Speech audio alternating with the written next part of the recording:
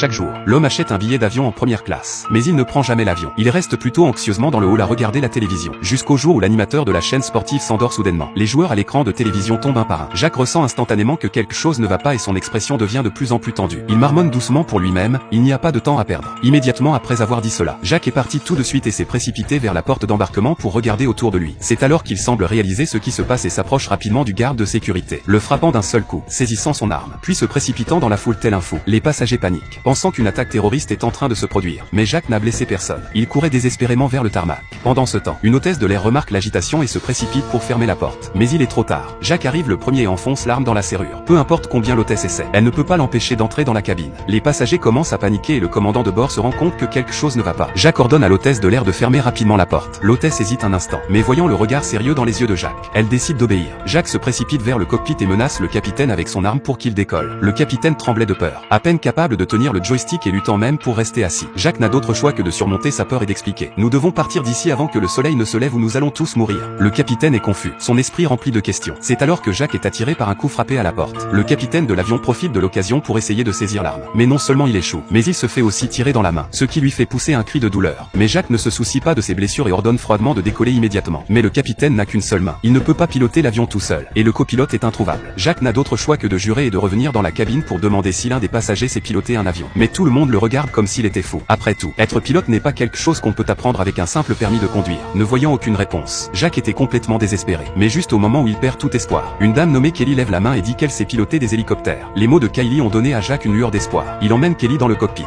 L'avion commence enfin à se déplacer. Pendant ce temps, le copilote vient juste de terminer l'évacuation des passagers et est sidéré par ce qu'il voit. Elle soupçonne que le capitaine boit en secret. Le copilote tente d'arrêter l'avion, mais Jacques tient le capitaine en joue et ne le laisse pas s'arrêter. Le capitaine n'a d'autre choix que de contacter la tour pour demander le décollage. Mais il ne reçoit aucune réponse. Le capitaine se rend alors compte que la balle a accidentellement endommagé le dispositif de communication. Mais Jacques ne s'en soucie pas non plus. Si l'avion ne décolle pas, il tirera. Le capitaine doit alors appeler l'hôtesse pour rappeler aux passagers de s'asseoir correctement et ordonner à Kelly d'augmenter la puissance pour décoller. L'avion commence lentement à décoller. Jacques ordonne au capitaine de voler vers l'ouest, parce que c'est la direction où le soleil se couche. Une fois que l'avion se stabilise, le capitaine demande pourquoi il fait cela. Jacques explique qu'il est lieutenant-colonel à l'OTAN et qu'il a surpris une réunion secrète avec les hauts dirigeants de l'organisation concernant la mutation du soleil. Tout ce qui est exposé à ces rayons mourra, et se cacher dans un bâtiment ne servira à rien. Au début, Jacques avait des doutes, mais quand il a vu tous les athlètes s'effondrer soudainement à la télévision, cela a confirmé tout ce qu'il pensait. Maintenant, nous devons battre le soleil et rester dans l'obscurité, sinon nous mourrons sûrement. Mais en voyant l'apparence des deux hommes, il est évident qu'il ne croit pas ce qu'il dit. Jacques ne veut pas expliquer davantage. Après tout, il a déjà pris le contrôle de l'avion. Mais les ennuis frappent à nouveau, car la blessure par balle du capitaine devient atrocement douloureuse. Si elle n'est pas soignée rapidement, les choses pourraient empirer.